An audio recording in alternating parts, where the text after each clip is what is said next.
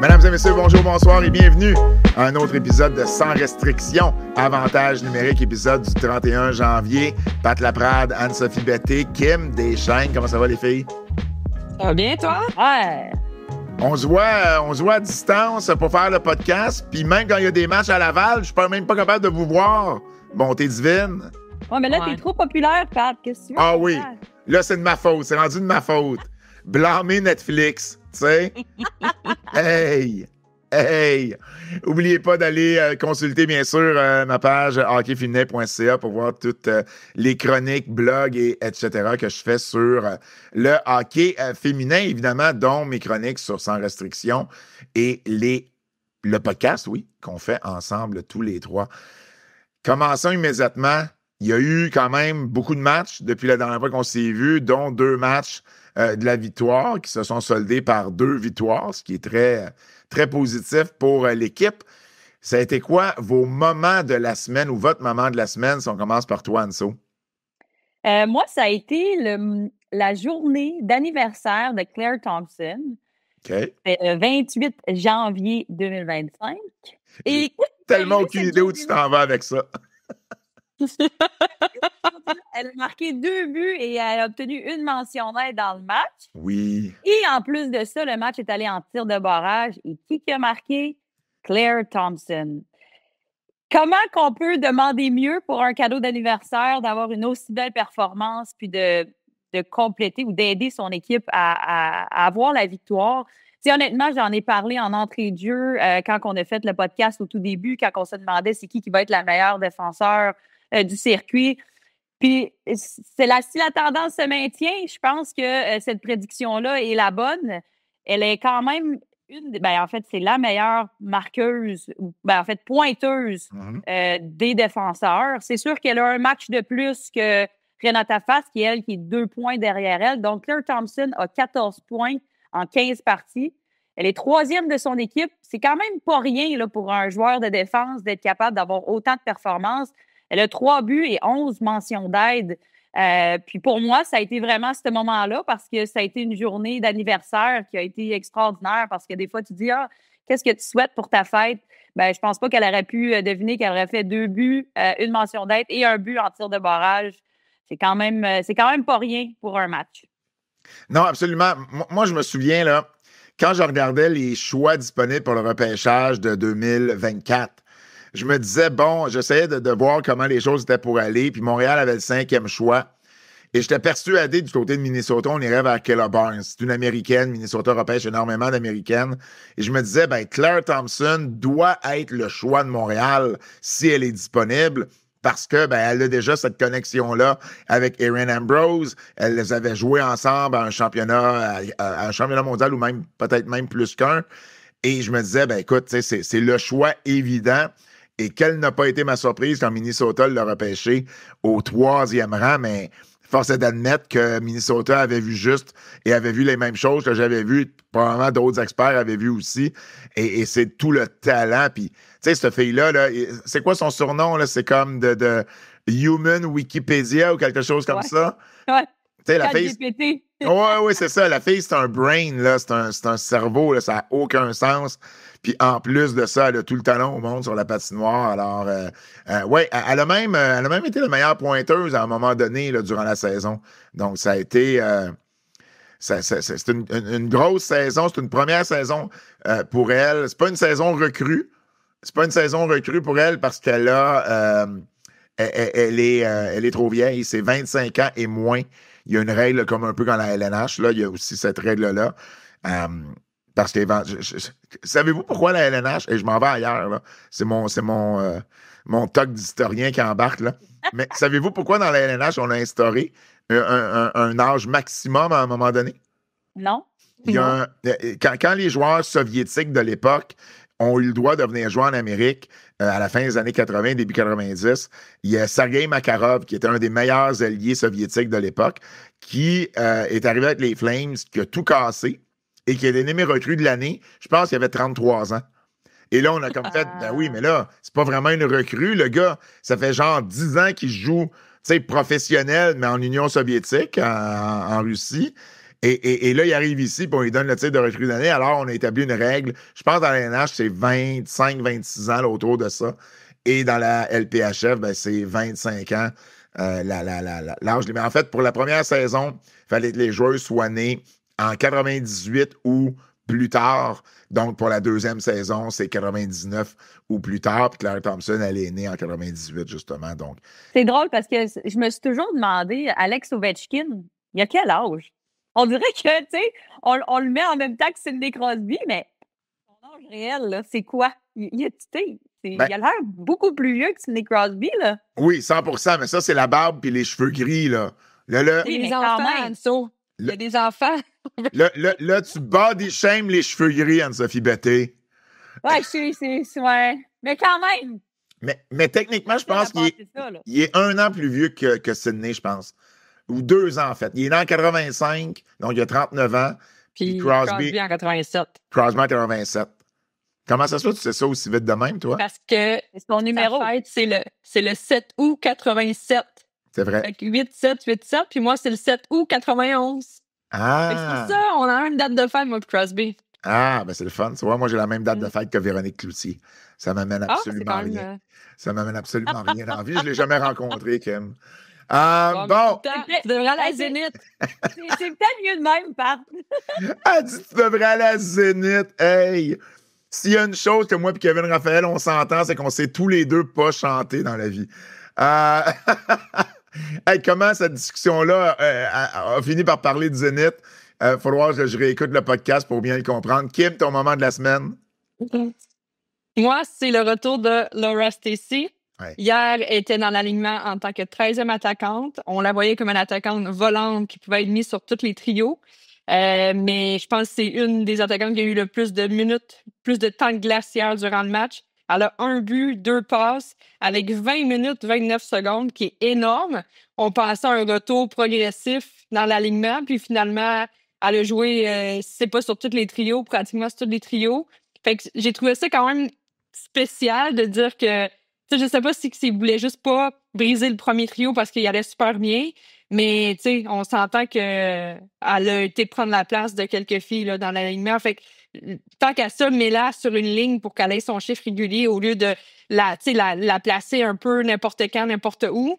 Puis aussi pour, tu sais, moi, si je me mets dans la position des filles, tu t'attends de jouer sur le deuxième trio, puis finalement, tu te fais enlever du temps de glace parce que la 13e attaquante volante qui est pas supposée, tu sais, supposée de prendre une place sur la 4e place, la 4e ligne, pardon, mais elle vient sur le premier trio, deuxième trio, et ainsi de suite. Fait que ça, j'ai trouvé ça quand même spécial, mais chapeau à Laura, elle a super bien performé hier, puis je suis contente pour elle, pour sa performance.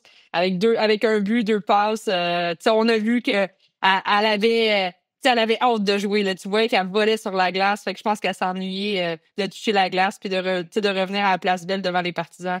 C'était un bon début pour elle. Là. J'aime comment t'es parti d'un moment de la semaine, t'en as quasiment fait un hot take. Mais attends, t'as pas entendu mon hot take encore. mais pour vrai, on en a parlé évidemment et avec Troy Ryan et avec Corey Cheverry hier après le match. Puis Troy Ryan nous a carrément regardé puis il dit « Pensez-vous vraiment que Laura Stacey était pour être 13e attaquante? » Puis Corey, elle, de son côté, tu sais, lui, ce qu'il disait, c'est que de son côté, il n'a jamais cru que Laura Stacey serait uniquement 13e attaquante là, dans sa planification de match. Corey, de son côté, elle a expliqué qu'elle y a été vraiment par feeling. C'est-à-dire que, parce que si tu regardes le temps de glace, les 2 premières périodes, elle a joué un peu moins de 5 minutes, Laura. 4 minutes 52, je pense, pour la première, puis 4,51 pour la deuxième, ou vice-versa. Mais en troisième, elle a joué au-dessus de 10 minutes. Donc, elle a joué plus en troisième que la première et la deuxième période combinées. Et ce que Corey expliquait, c'est qu'elle a vraiment été par feeling, puis, tu sais, là, elle sentait que Laura, ben, tu sais, elle s'était réchauffée, qu'elle était là, puis elle avait une grosse game dans le corps, ça se voyait, là. Elle était partout, elle jouait physique, elle était de toutes les bagarres.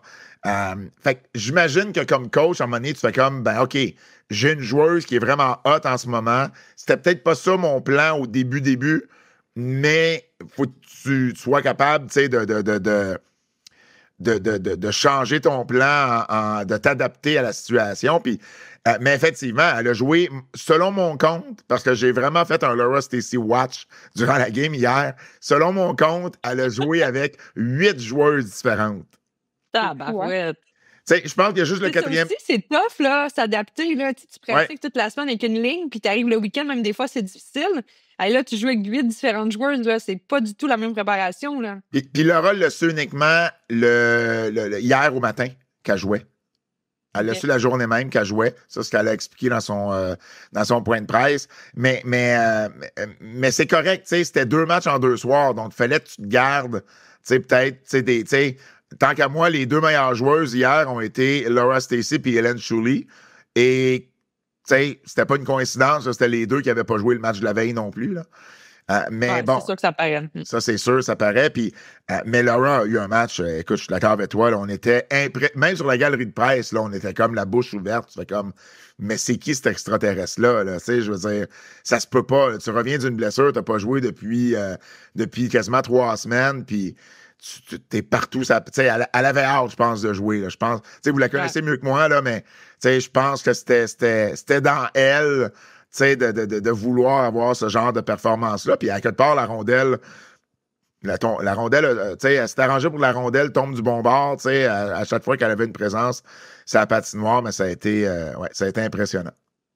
Non, c'est le fun de la voir parce que, tu sais, j'ai l'impression qu'elle est arrivée à un moment où l'équipe avait besoin d'un petit coup de pouce. Puis, tu sais, quand elle a fait la première passe sur le but, on dirait que ça a donné de l'énergie. Puis, même la foule, à chaque fois qu'elle avait la rondelle, on dirait que, tu sais, il voulait qu'elle compte. Puis quand elle a marqué son but, c'était malade. Ouais. Donc, c'est sûr que, tu sais, d'avoir une contribution, tu sais, puis on le mentionnait, hein, tu sais, d'être capable d'avoir le meilleur de chacun, puis que ça soit pas juste une ligne qui performe. Puis là, on l'a vu qu'il y a eu vraiment une contribution vraiment bien partagée de l'équipe de Montréal. Oui, puis tu sais, moi, je pense que ça donne des options à Corey, là. Parce que si elle veut pas toucher à son premier trio qui va bien, là, tu sais, Gardner avec Boreen puis Poulain, ça va bien, ben, moi, j'ai pas de problème à voir Laura Stacey avec KO puis Youngblum. Tu sais, c'est un deuxième trio qui est même très, très fort, tant qu'à moi, là. Tu sais, puis ça pourrait peut-être être la bougie d'allumage que Youngblum a besoin pour, tu sais, commencer à produire un petit peu plus offensivement. O'Neal aussi, mais O'Neal qui avait commencé de la même façon l'année passée aussi, là, qui n'avait pas eu une première moitié de saison offensive très, très forte, qui s'était repris dans la deuxième moitié. Mais tu sais, pour moi, c'est un deuxième trio qui est assez solide comme deuxième trio. Assez solide. Et en plus, O'Neal puis Stacey, ils ont joué quand même souvent ensemble avec l'équipe nationale. Ils ont joué ensemble aussi l'année dernière par moment. Fait que c'est sûr qu'ils se connaissent aussi sur la glace. Ça l'aide. Puis tu sais, si un moment donné, ça ne fonctionne pas, ben c'est là que tu peux venir remanier tes trios pour essayer d'avoir une autre bougie d'allumage, là, comme tu dis, pour l'équipe. Puis avec le troisième trio, qui est le trio qui a été le plus stable depuis le début de la saison, avec la belle Dalton puis Grant Mantis, ben t'as déjà ça en stock. Puis ben, tu sais, il reste le quatrième trio, tu sais, qui est pas qui fait une job honnête également, tu sais, quand on leur demande d'être sur la patinoire. Puis je pense que c'est le seul trio que Stacey n'a pas joué. Je pense que les seules joueuses avec qui elle n'a pas joué, c'est genre De George avec Dara Gregg puis Dubois. Oui, exact. Moi, mon moment de la semaine, ben je reste dans la thématique Victoire de Montréal et je veux vous parler en tout cas, moi, ce que j'ai remarqué cette semaine, c'est qu'il y a 2 équipes qui se battent présentement pour la tête du classement de la LPHF, Minnesota et Montréal. Et les 2 ont connu une semaine assez incroyable. Minnesota bat 5-2 Boston, donc 3 points en temps réglementaire. Ils battent ensuite Toronto 4-3 en fusillade. Montréal bat Ottawa 4-1. Et ensuite, ironiquement, Toronto 4-3 en fusillade également. Donc, les 2 équipes ont été chercher 5 points sur une possibilité de 6. Ce qui fait qu'on a vraiment une belle course pour la première place du classement général. Puis ça, je trouve ça intéressant parce que c'est ce genre de course-là qui va générer de l'intérêt. Tu sais, Minnesota, là, techniquement, là, c'est pas une rivalité naturelle avec Montréal. C'est pas Toronto, c'est pas Ottawa. Mais à cause du classement, ça devient une rivalité. Les matchs avec Minnesota vont être plus importants dans le calendrier. S'ils viennent ici et qu'on est 1 point en avant ou 1 point derrière ou 2 points en avant, 2 points derrière, ben les gens vont avoir un intérêt encore plus marqué pour ce match-là. Puis c'est ça que la Ligue a besoin, d'avoir ce genre de rivalité-là. S'ils sont pas déjà, c'est pas une rivalité qui est naturelle, ben c'est une rivalité qui doit se faire organiquement. Et il n'y a rien de plus organique qu'un classement puis qu'une bataille pour une position. Et là, en plus, ce que ça fait, c'est que là, Montréal a encore 2 matchs en main. Il y a 3 points d'avance. On joue contre New York dimanche avant la pause internationale, c'est-à-dire qu'il va nous rester 1 match en main, minimalement avec 3 points d'avance là, dans le cas d'une défaite en temps réglementaire. Et là, ben, on se distance aussi de la 3e position, mais de façon solide. Là. New York, au 3e rang, est à 9 points de Montréal et est à seulement 4 points de la dernière place. L'écart est... C'est ça, les derniers sont vraiment proches. Là. Ben oui, Boston est rendu dernier à 15 points, puis New York est 3e à 19 points, mais Minnesota en a 25, puis Montréal 28. Fait qu'on commence à s'échapper du peloton. Puis cette rivalité-là, Montréal-Minnesota, je la trouve super cool. Tu sais, c'est les champions de la Coupe Walter en plus, les champions défendants, championnes défendantes. Puis, tu sais, il y a, je sais pas, il y a quelque chose là. Puis bon, vous le savez, à Montréal, on encourage toujours un petit peu plus les équipes qui gagnent puis qui sont sur des bonnes séquences. Puis ben là, Montréal en a justement une bonne séquence. Puis je trouvais ça vraiment intéressant de voir que les 2 équipes avaient livré la marchandise cette semaine. Puis ça, je pense que ça va créer de l'intérêt. Bien, totalement, parce qu'on en parlait justement qu'il y avait un manque de compétition dans les médias. Il n'y avait pas vraiment cet avantage-là où l'équipe de Montréal était partie tellement longtemps.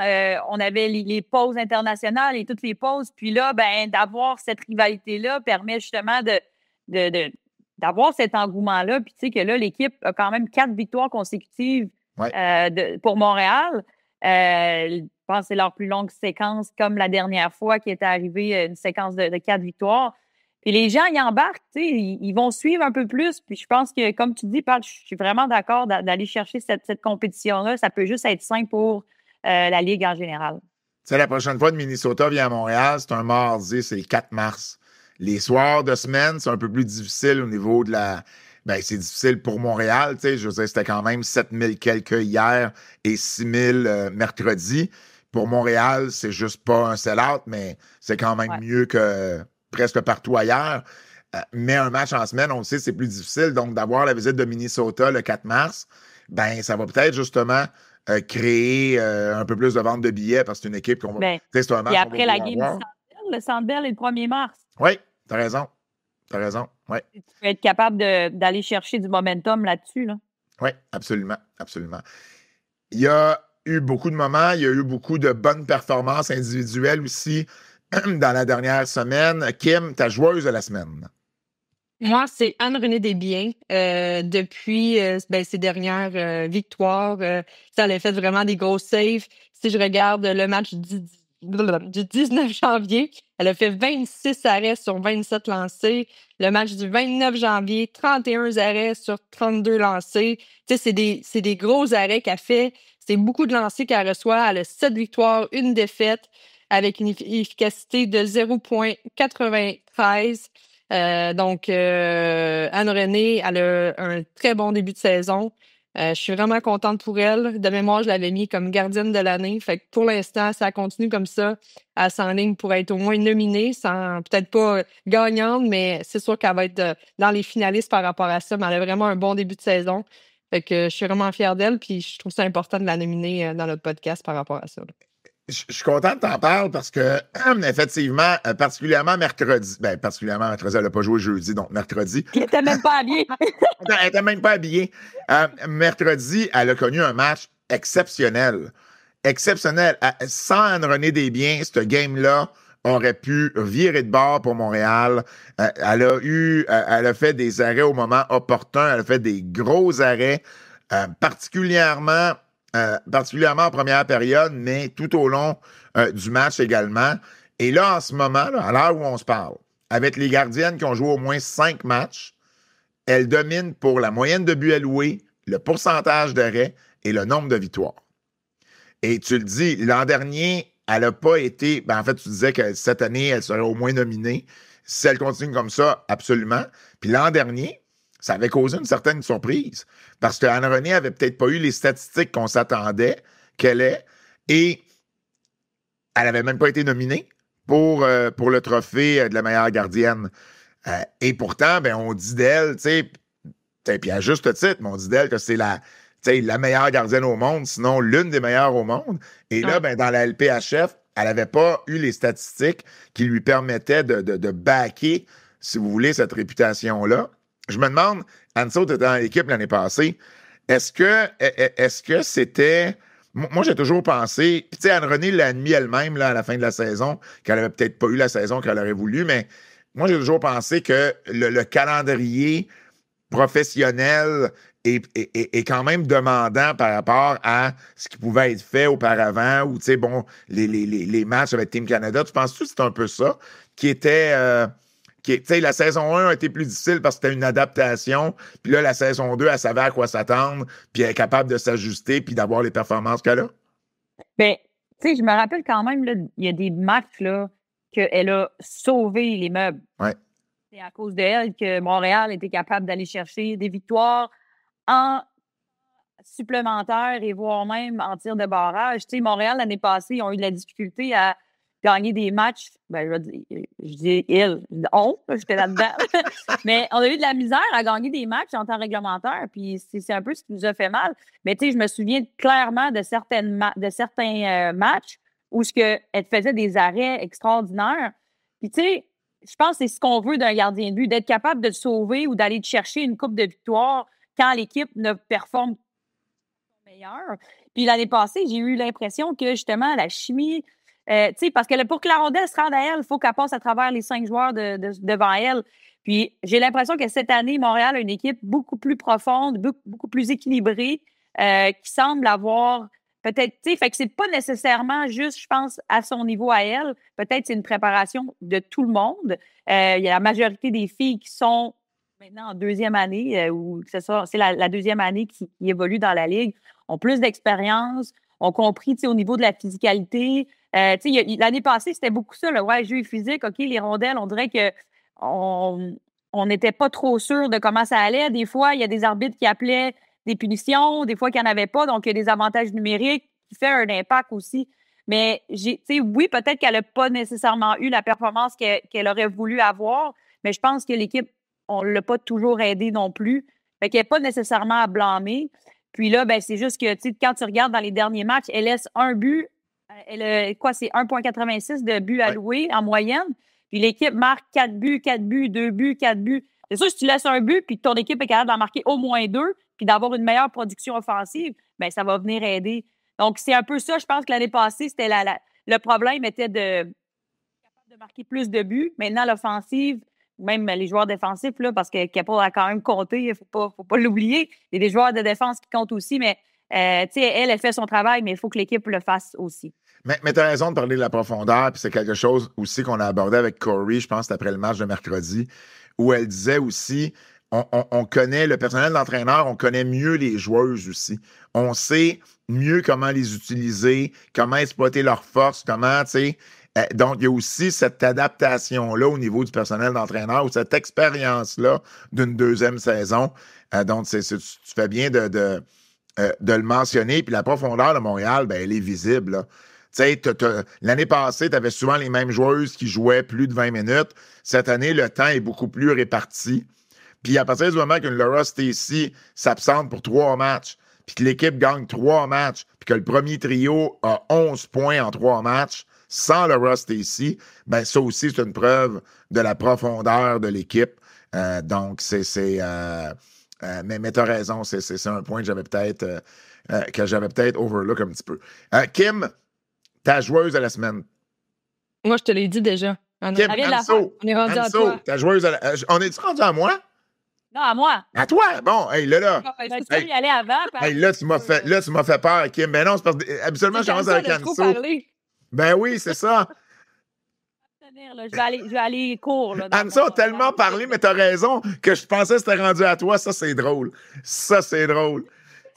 De mon côté, je vais rester avec l'équipe de Montréal. Puis, j'ai le goût de souligner la performance de Jennifer Gardner. Ouais. Que, tu sais, elle a quand même super bien performé. Puis, c'est sûr qu'une joueuse comme Marie-Philippe Poulin qui fait un tour du chapeau, ben c'est sûr que les gens vont parler qu'elle a fait 3 buts. Mais il ne faut pas faut pas oublier qu'elle aussi, elle a été capable de faire. Elle a fait 1 but et 2 mentions d'aide. Elle a aussi 3 points dans le match. Et je trouve que sa performance à elle, ben, c'est une fille qui sort de l'université, qui doit apprendre. Puis je me rappelle, je pense que c'était sur un avantage numérique, elle et Kayla Barnes qui ont joué dans la même équipe. Elle marque un but en avantage numérique. J'ai eu l'impression qu'au fil du temps, elle a appris à avoir confiance. Puis surtout que quand ils l'ont jumelée avec Marie-Philippe Poulin et Laura Stacey avant sa blessure, mais on a vu quand même là, une différente chimie à travers cette ligne-là. Et ce qui est quand même intéressant, c'est que depuis là, le 1er janvier, en 7 matchs, elle a récolté 6 points. Versus son début de saison, en 6 matchs, elle avait seulement 3 points. Donc, on peut voir à quel point que quand tu t'entoures de bonnes personnes, ben, tu es capable de bien contribuer offensivement, d'être capable de marquer des buts parce qu'elle en a marqué 3 et de faire des passes qui sont extraordinaires. Je me rappelle quand tu avais sélectionné Abby Borin pour faire un but, la passe magnifique qu'elle avait faite directement à sa palette, Borin avait juste à mettre son bâton là puis la rondelle est allée dans le filet. Donc, c'est une fille qui, avec le temps, j'ai l'impression qu'elle va gagner encore plus en confiance parce que je crois qu'elle est capable d'en donner plus. Est-ce que, tu sais, elle était un petit peu intimidée au départ, mais peu importe la raison pour laquelle son début de saison avait été un peu plus lent, je trouve que cette semaine, c'est bien de l'illustrer parce que j'ai l'impression que le 29 janvier, là, elle a passé sous le radar parce qu'elle a quand même récolté 3 points dans le match. Oui, non, puis il y a un des buts, je pense que c'est le tir sur réception de Marie-Philippe. C'est une très belle passe de Jennifer Garner, là, qui... Puis sur son but à elle, c'est Amanda Boulier qui a fait une passe extraordinaire, là, en diagonale, quasiment là, sur 2 zones.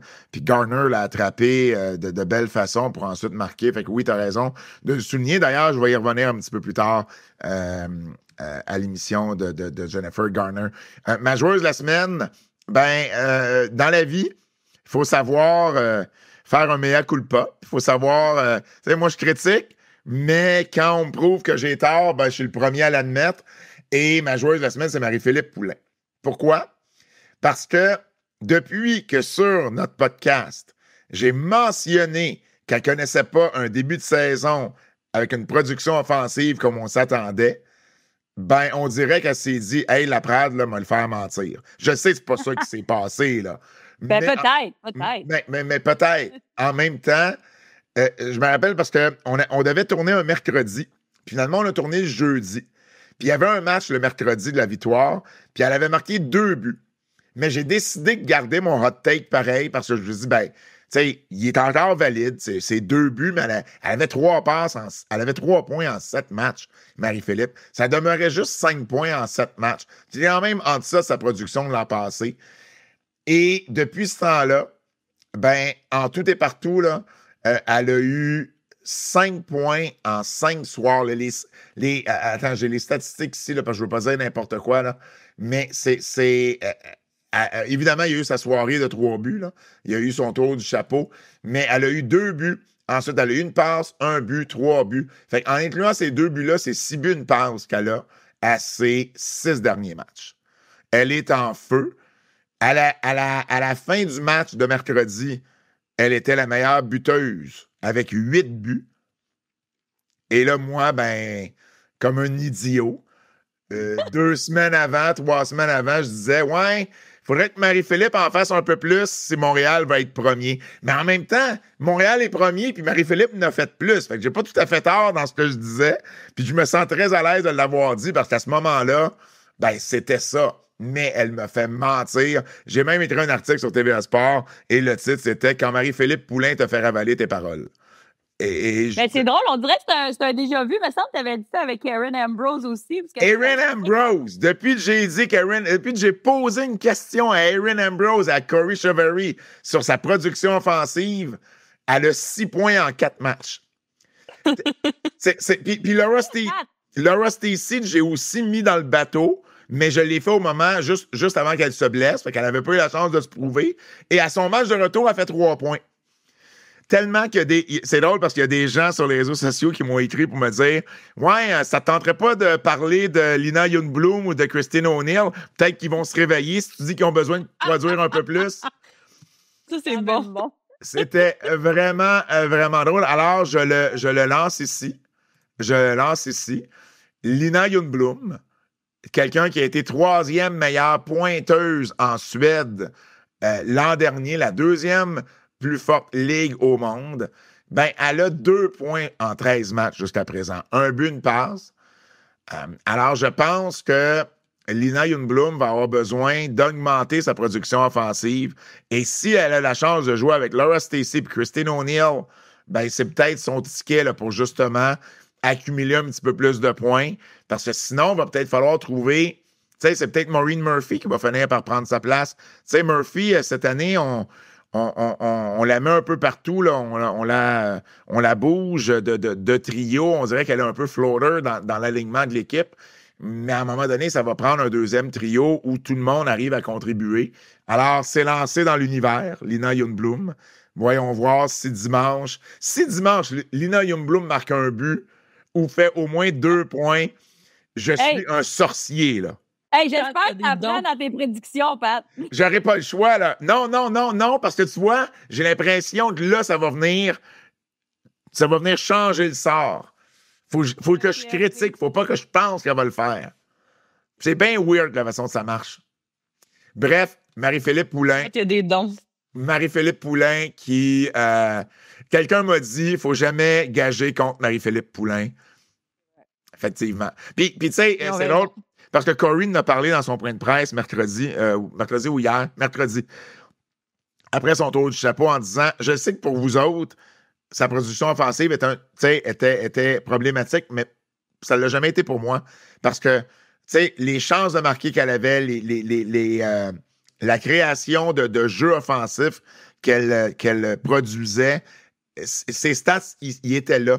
La POC arrivait juste pas à rouler pour elle, puis, tu sais, il n'y avait pas de but qui se marquait, ou elle faisait une passe, puis l'autre, tu sais, elle la mettait pas dedans. C'était un peu ça qu'elle expliquait, que dans le fond, c'était juste une question de temps avant que ça débloque, parce que tout était là, mais sauf les points. Mais c'est correct, tu sais, je veux dire... moi, je faisais ma job, puis Corey faisait sa job de défendre ses joueuses. Mais en même temps, évidemment, c'est pas étranger. Tu sais, les performances de Poulin, de Boring, de Gardner, de Ambrose, de Desbiens, ben, quand tu les mets bout à bout, c'est pas étranger au fait que Montréal a gagné ses 4 derniers matchs non plus, là. Tu sais, quand tout le monde joue bien, habituellement, tu gagnes. Sinon, il y a un problème. Donc, puis, tu sais, on en avait parlé tu sais, je me souviens quand tu parlais de ça, que, tu sais, là, si Montréal voulait gagner, ça prenait Marie-Philippe Poulin. Puis, tu sais, Montréal faisait quand même bien, il gagnait. Puis, je me suis dit à quel point l'équipe va être dangereuse quand elle va fonctionner à plein régime. Puis, tu sais, on le voit, là, à quel point que, tu sais, elle est arrivée peut-être au bon moment, ou un peu comme qui est arrivé. Son équipe avait besoin d'elle, elle a réussi à performer. Puis je pense que c'est un peu ça, tu sais, de comprendre, pas qu'elle disait j'ai pas besoin de faire de but, là, mais dans le sens que, tu sais, son équipe, ça a comme bien tombé du fait que si elle performait pas ou elle performait pas à la hauteur qu'elle voulait sur la feuille de pointage, parce que, tu sais, veut pas, elle a quand même bloqué des tirs, elle a fait des choses qui faisaient en sorte qu'ils sont pas sur la feuille de pointage. Puis ça, c'est important à mentionner. Tu sais, je me souviens à un moment donné, là, quand elle fait un repli défensif, puis elle lève le bâton, qui empêche une chance de marquer à l'autre équipe. C'est pas écrit sur la liste de pointage, mais c'est des jeux que Marie-Philippe Poulin fait. Puis, je t'avais dit, c'est pas grave. Je sais que ça va bien se passer, puis imagine comment que ça va mieux aller, comment Montréal va être dangereux. Puis on le voit, là, ils ont quand même fait 4 buts à leur match. À leurs deux derniers matchs. Fait que c'est le fun à voir. Oui, non, puis en fait, c'est même plus qu'à leurs 2 derniers matchs. Je pense qu'ils ont... Avant, c'était 2... Ils ont 4 buts. Ils ont 4 buts également, le match, pas le match précédent, mais l'autre d'avant. Ouais, ils ont battu Minnesota 4-2, Ottawa 4-1, Toronto 4-3. Donc, Ouais. c'est quand même... oui, puis, tu sais, oui, t'as raison. Puis, tu sais, juste préciser, je n'étais pas en train de dire que Marie-Philippe Poulin ne jouait pas bien.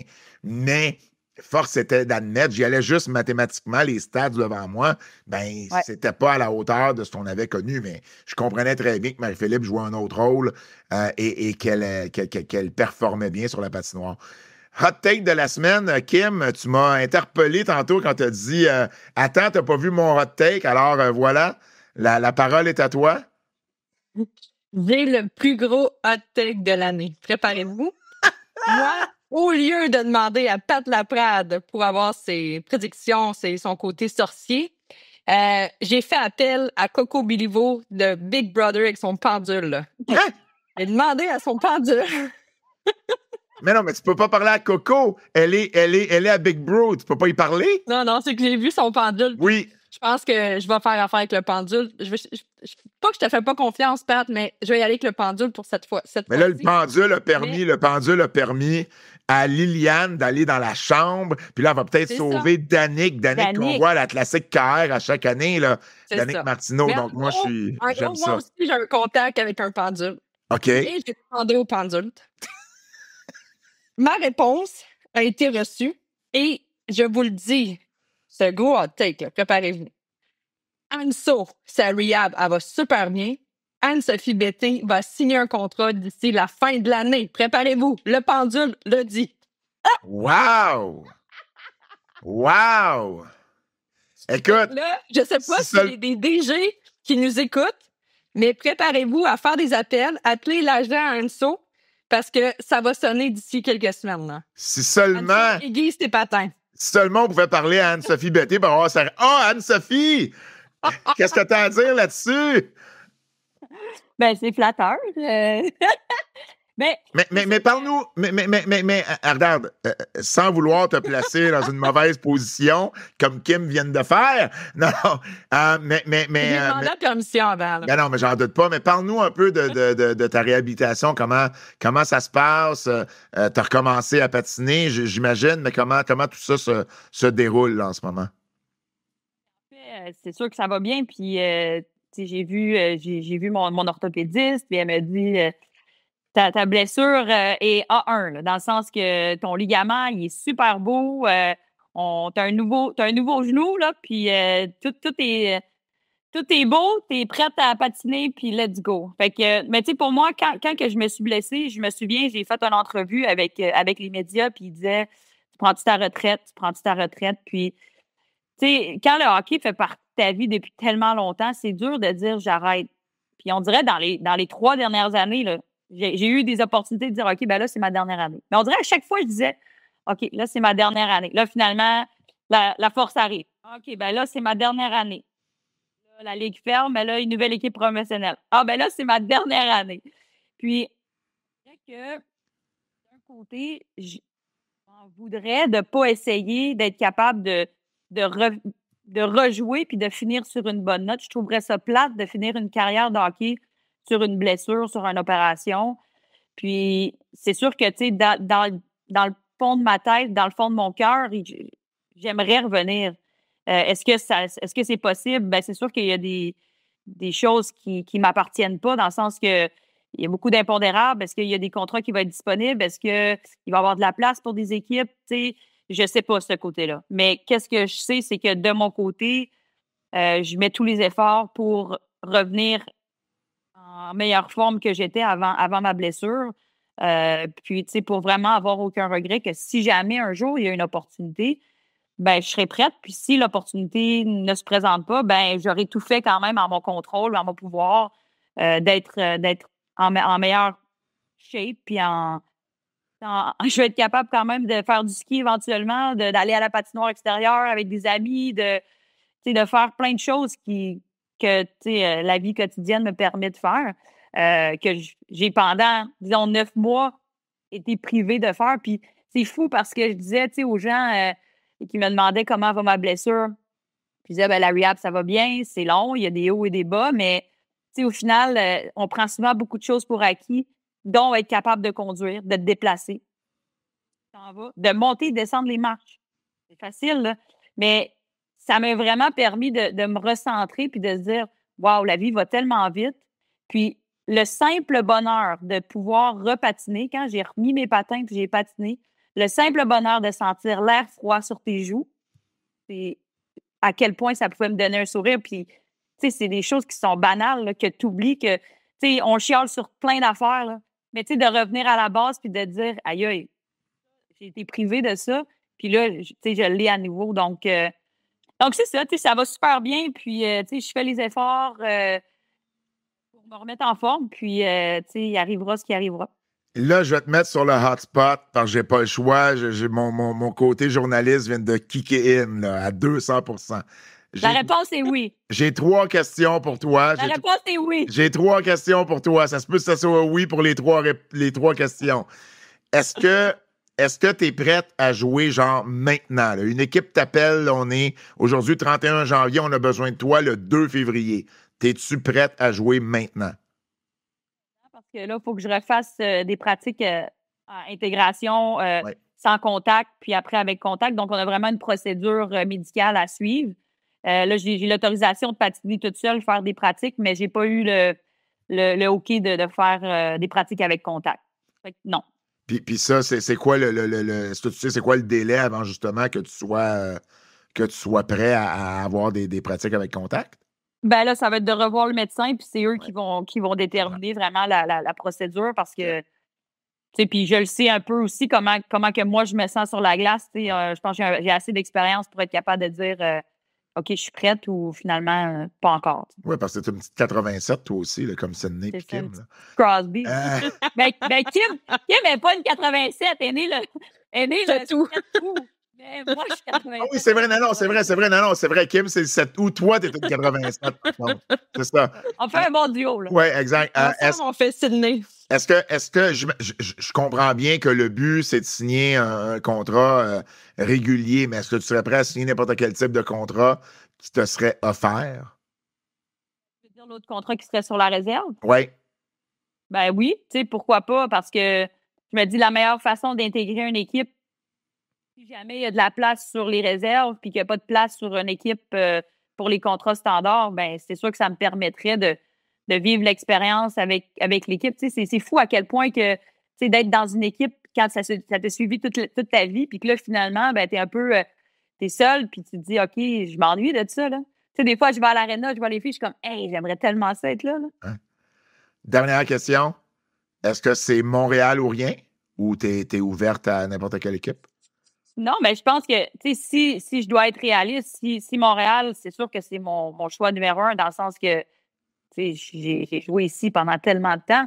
Mais si je regarde d'un autre côté, puis je veux que cet objectif-là se rende réalité, puis Montréal me l'offre pas, ben c'est sûr qu'à un certain moment donné, oui, je suis certainement ouverte à aller ailleurs, mais ça reste que Montréal est mon choix premier. Parce que c'est ça. Tout est beaucoup plus simple ici. Tu sais, j'ai pas besoin de déménager, tout ce qui englobe le transfert, mais voilà. Ben, excellent, je t'achale plus avec mes questions de journaliste. Je vais te demander. On verra. Non, c'est correct. J'en ai une dernière question, par exemple. C'est quoi ton hot take de la semaine? Moi, mon hot take, c'est que. C'est le retour au jeu de Kim! Non! Ben non, mais elle l'a fait! Hey, elle l'a fait! Faudrait mettre des vidéos, là. Sûrement. Ouais, mais je pense pas que je vais me faire appeler. J'ai loafé pas mal. Là. J'ai pas trop à checker. J'ai loafé pas mal, j'adore. Grand patinoire extérieur, là, on fera des bandes à bandes là, pour te remettre en forme. C'est bon. Moi, mon hot take, c'est que Toronto va faire les séries.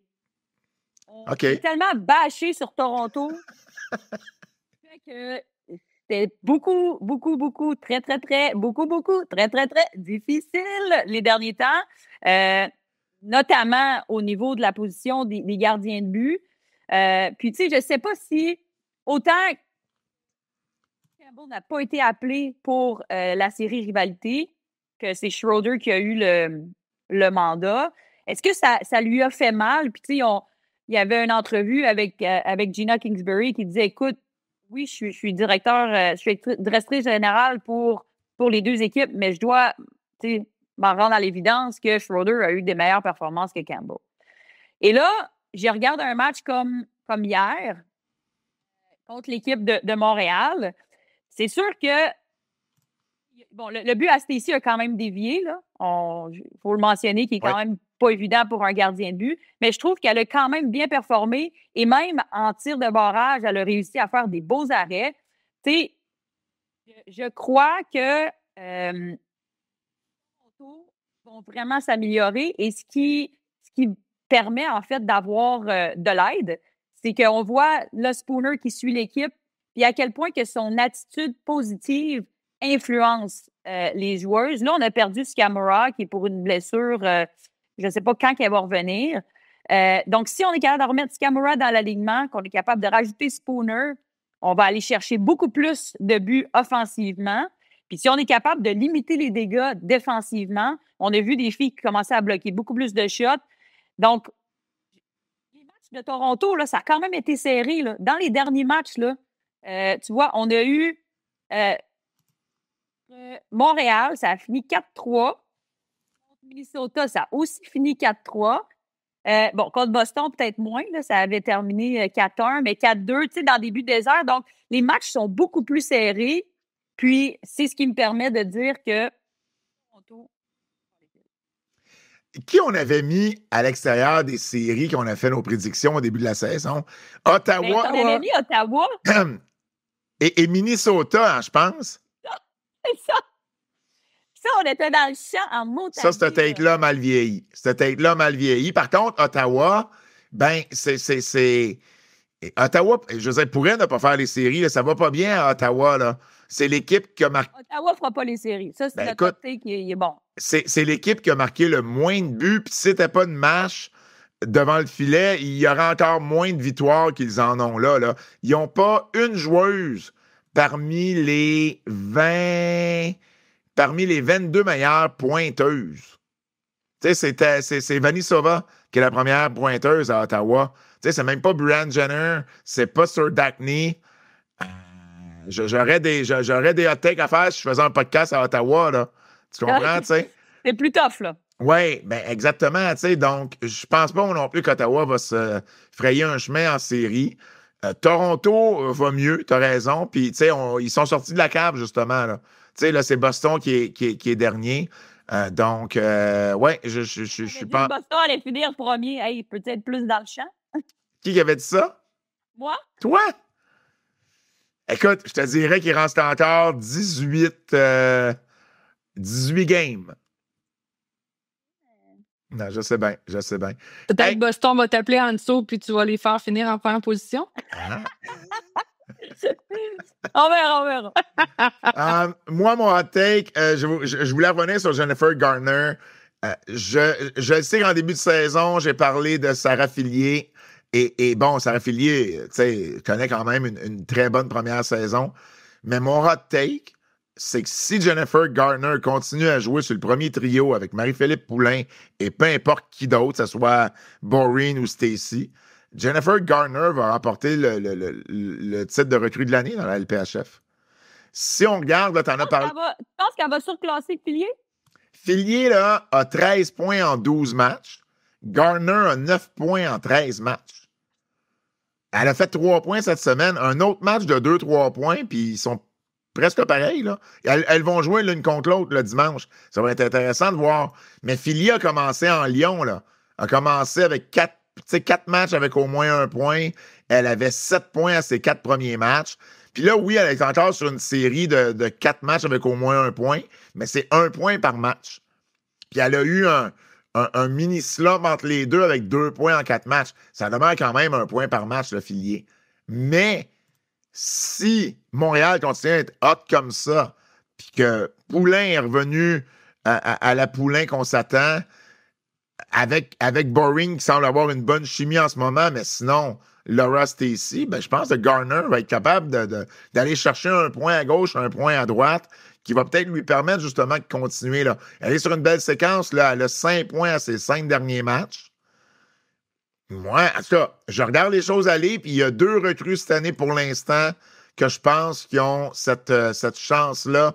Parce qu'après Fillier puis Garner, tu as Anna Bilka à Boston, mais qui joue dans une équipe qui ne performe pas très, très bien. Tu as la joueuse préférée de Kim, Brita Curl, qui a 7 points. Qui a 7 points.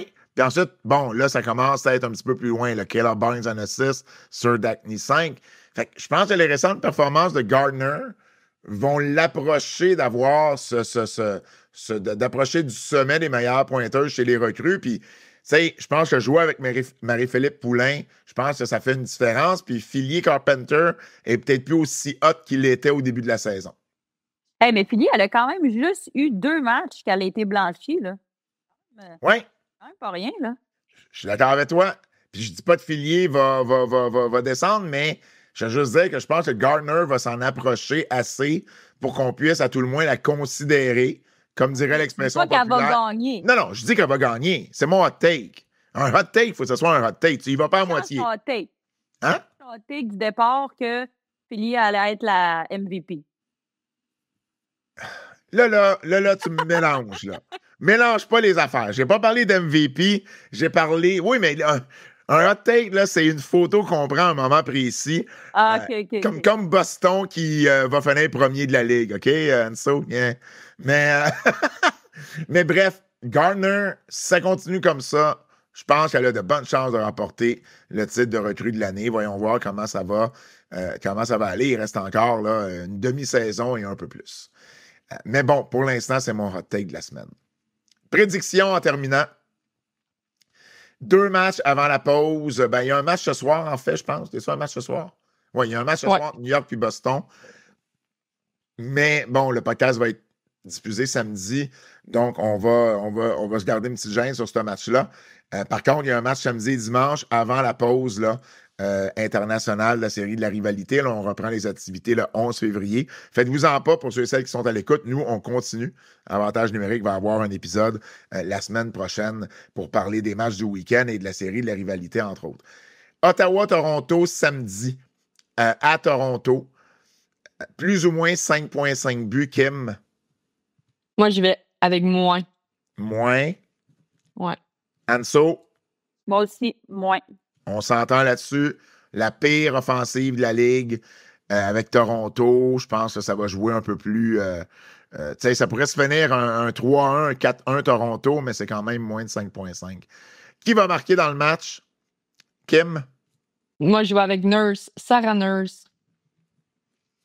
Qui connaît une saison honnête, Sarah Nurse? Je me trompe-tu? Non, je trouve qu'elle va bien, moi. Oui, 11 points. Elle avait eu un petit ralentissement à un certain moment donné. Tu sais, elle avait un bon début début jusqu'en décembre. Ça a été un peu plus ralenti. Puis là, on dirait qu'elle reprend de la cadence. Exact, 4 points en 3 matchs, Sarah Nurse. Toi, Anso, de ton côté? Oui, j'ai le goût. J'étais vraiment intéressée par Sarah Nurse aussi. Mais je pense que je vais y aller avec Anna Miller. Bon choix. Ouais. Bon. Non, mais c'est un bon choix. C'est un très bon choix, Anso. Parce que Pat, il dit mon choix. Il me copie. Ah. Ben non, mais ça se peut que je prenne quelqu'un d'autre parce que là, ce que je vous ai pas mentionné. Mais Anna Miller, c'est un excellent choix pour vrai. Tu sais, elle a 7 buts en 14 matchs, elle a 12 points. Elle a 4 buts à ses 5 derniers matchs, là, Anna Miller.